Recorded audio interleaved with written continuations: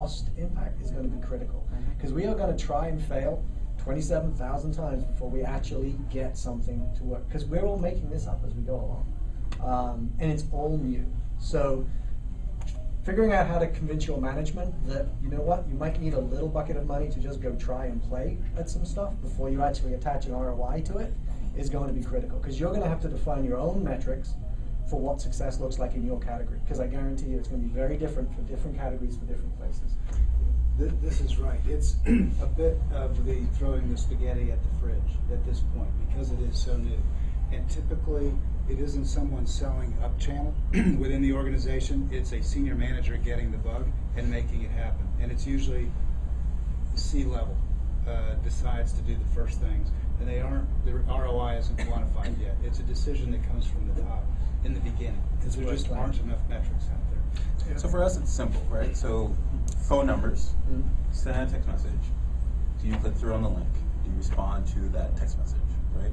If you have a campaign where you're running something with locally, do people go into the store and kind of do they redeem whatever that coupon is? So the metrics. So for us, metrics are there. I think that in more nascent, spaces, apps, gaming, those types of things, I think you're still trying to figure out what the actual ROI on that is. But for us, we see the phone number list as a very valuable list, as valuable, if not more valuable, as your fan list or your email list. And those three things will live together for a coming time.